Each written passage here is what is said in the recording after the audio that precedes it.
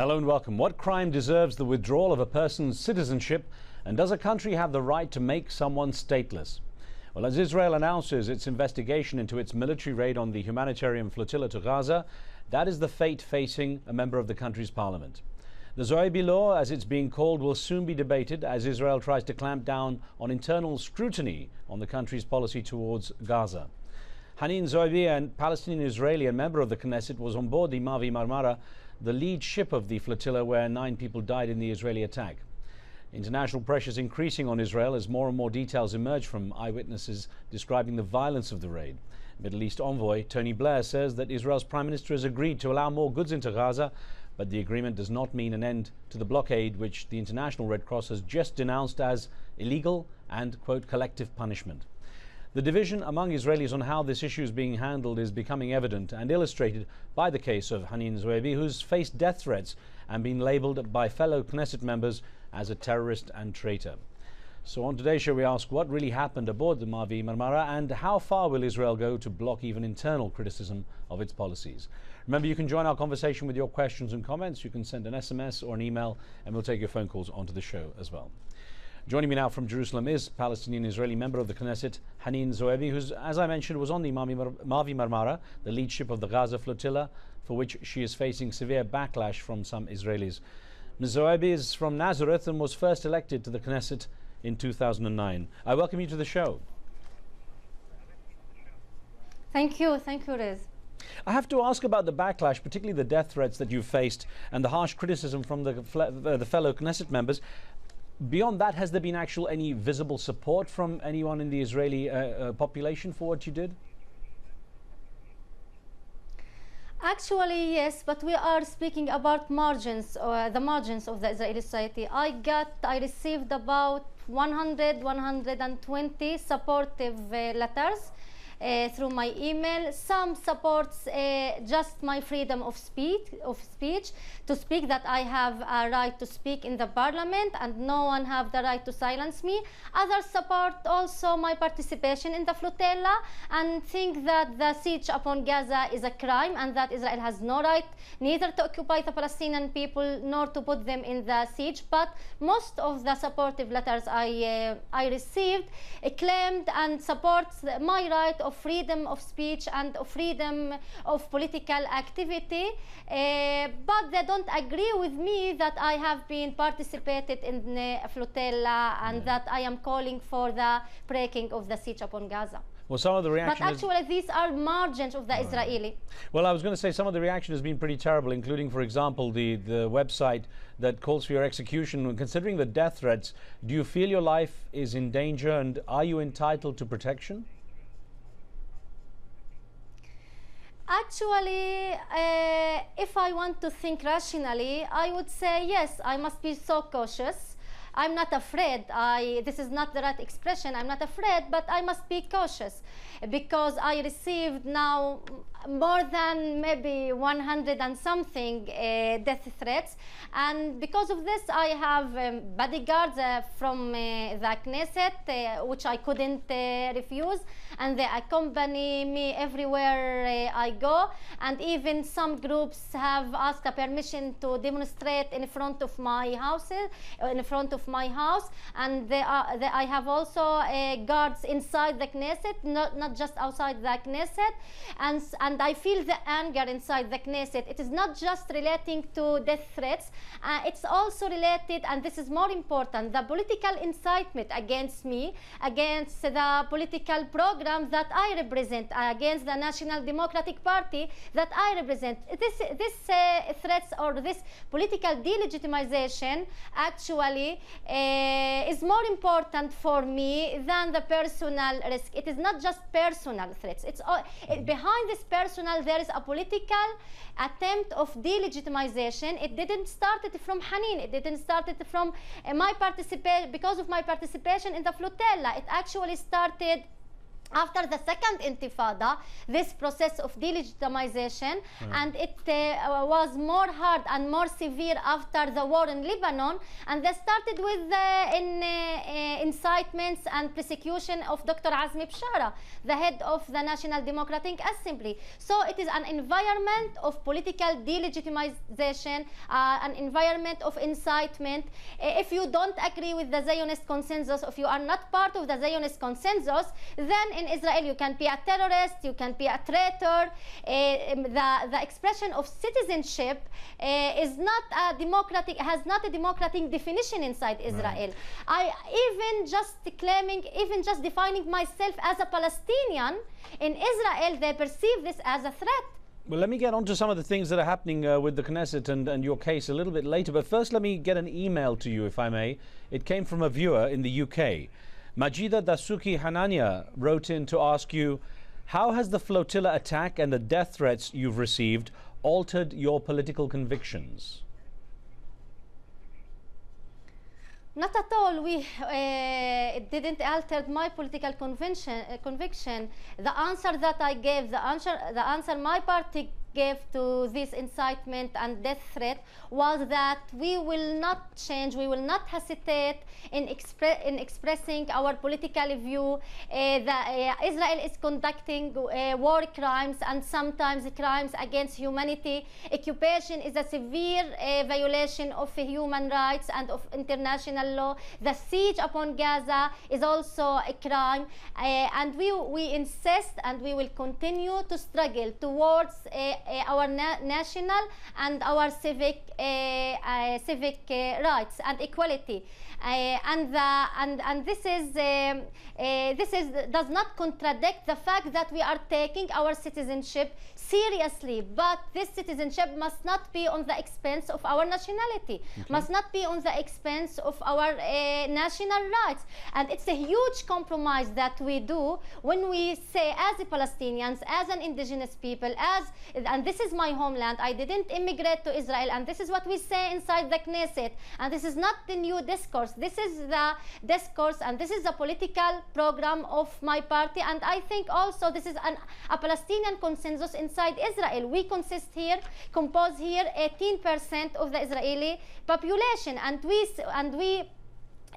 demand Israel to recognize us as a national group, and we perceive Zionism as a racist ideology, a racist program, and a racist values. Here in Israel, it is not just de facto racism, it is also de jure racism, because there in Israel 19 laws which discriminate and legitimize the discrimination against the Palestinians. Okay, so I am here in my homeland. Ms. Zoabi, let me just, we have a caller on the line who wants to speak with you as well and ask a question. Max is on the line from Belgium. Max, what would you like to add to the conversation? First of all, I want to acknowledge that this lady can speak freely in the Knesset as a member of the Knesset. I'm by myself Israeli, and I don't think it's okay to shut this lady up.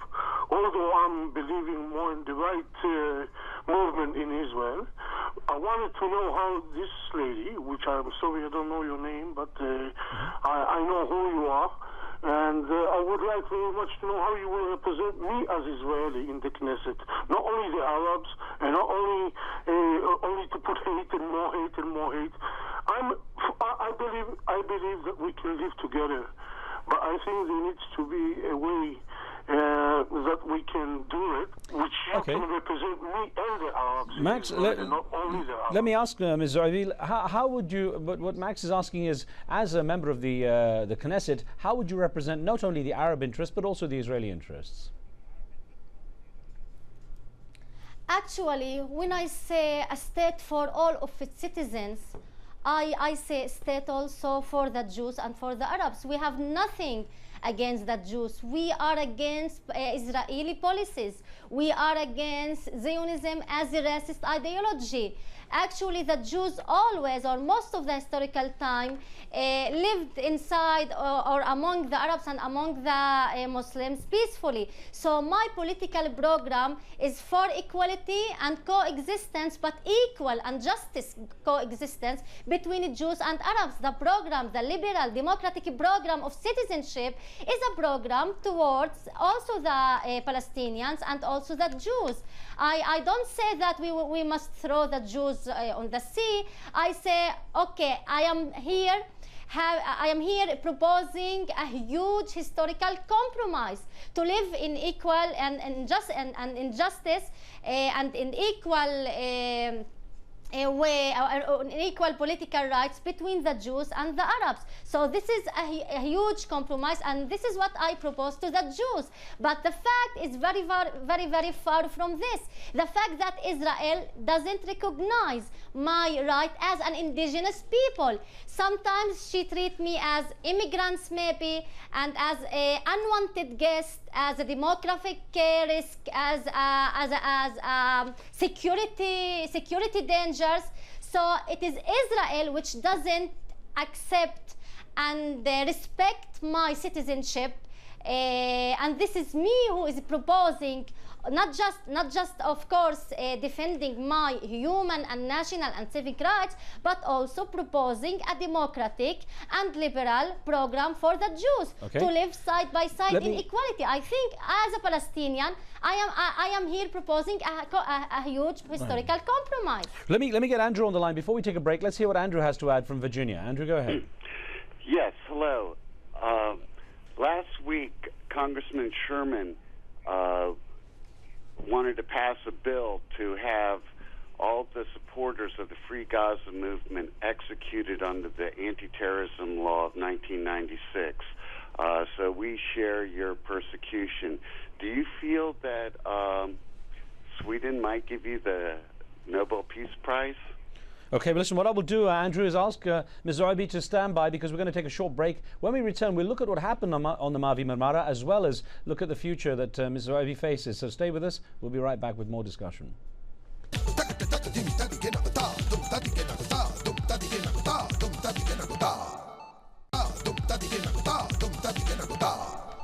Welcome back. We're looking at what happened aboard the Mavi Marmara and the international response that followed through the eyes of Palestinian-Israeli Knesset member Haneen Zoabi, who was the only Israeli official on board the vessel when it was raided, and maintains that Israel intended to use maximum force in order to discourage future aid missions. As we get back to questions, Ms. Zoabi, let me ask you to respond to Andrew's question from Virginia when he said that Congressman Brad Sherman, actually it was Brad Sherman, was saying that Americans taking part in the Gaza flotilla should be jailed under terrorism laws in the US because of what would be seen as support for Hamas. Actually, he needs, I think, basic lessons in democracy and human rights. But I would say this. I cannot really take this remark seriously, but this statement that those who supported the flotilla, which I think expresses an international consensus, those who supported the flotilla are supporters for justice, for human dignity. We are talking about 1.5 million Palestinians who live who live in humiliation. 60% of the Palestinians doesn't have clear water. 165 schools have been demolished. More than 100,000 houses have been demolished. More than 100 manufacturers has been demolished. So we are talking about living under the basic criteria of human dignity. So for me, and I think for all those who support justice and who believe in freedom and who believe in human dignity, will support the flotilla and will be against the siege upon 1.5 million Palestinians. And those who are against it, I think they are against justice, against human rights, against democracy, and against human dignity, and they don't respect the human rights or the dignity of the human being, and they don't consider freedom to be the most valuable value. Yeah, in fact, what you have said came in support, was supported by an email we got from Yuna Guillemot in France, who wrote in saying, in the case of Gaza, is it reasonable to condemn a starving population and leave it without proper housing and medical care because of its political opinions? Now, I follow that question up and ask you, how do you regard the response from Egypt to close the tunnels that have been effectively a lifeline for the Gazans? Can you please repeat the last question? Sure. I was going to ask you how you regard the response of Egypt to try to shut down the tunnels that have been a lifeline for those living in Gaza. Actually, it is not, unfortunately, it is not just Israel who is responsible upon this siege. We also, and I am sadly, as an Arab Palestinian, could condemn the Egyptian policies toward the siege. But actually, after the flotilla, Egypt has opened the Rafah Canal, and I hope, without mentioning any date for closing this border, I hope that Egypt will not close the border, because for the Palestinian, it's very crucial to have this border open between them and Egypt.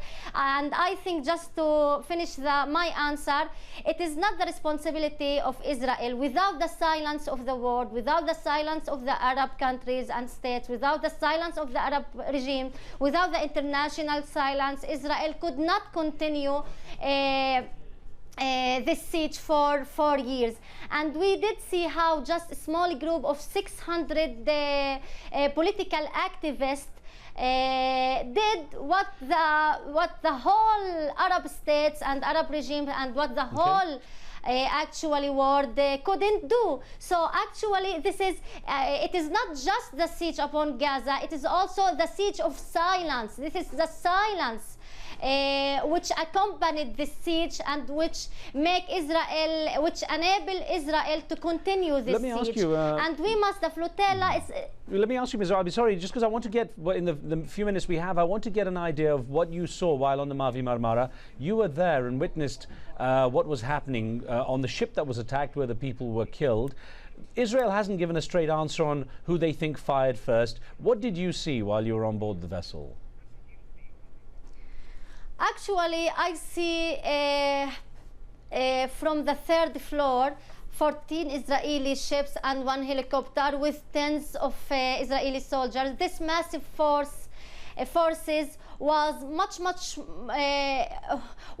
much more than just to prevent our modest ship from getting to Gaza shore. When I saw at 4:30 in the morning these massive forces, I said to myself, first of all, it is 50% if I could live and continue living after this attack.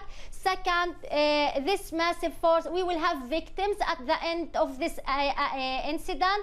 It is the Israelis with this massive forces have actually knew the result of the attack from the beginning. Yeah, from what you could see. These are kinds of force to kill people and not just to prevent this ship. Let me ask you, from what you could see, who fired first, and how were those Israeli soldiers who were initially captured, how were they treated? Actually, there were fire from the Israeli ships. The Israelis, we didn't have any weapons. It is not just a question who shoot first. We didn't have weapons to shoot. No one from the ship have weapons. And also the Israelis said, at the beginning they said they are terrorists and they have weapons. At the end they talk about knives and about tubes or something like that. So the aggressiveness, the aggressiveness was first of all from the Israelis. Just after 10 minutes, we had 2 victims. The 2 who injured, who were severely injured, the Israeli soldiers refused to give them a medical cure or a medical treatment. So the 2 of them, whom I saw, have died because the Israeli refused to give them medical care. The treatment was actually was also humiliating, but because I think I was a Knesset member, they tried to act a little bit more nice to the people, and I heard about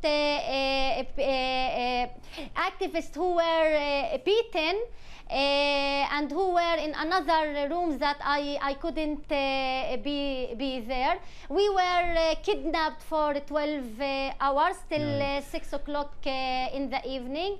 And of course, the most important question is also the aggressiveness, also the aim of this. And when the army speak person said, we will prevent this flotilla in any price. And we know in the Israeli jargon, in the Israeli discourse, what the Israelis mean by using the expression in any price. In any price means even with victims. What will happen, do you think, now that Iran has set off a couple of ships to Gaza? What do you expect to happen with that, briefly?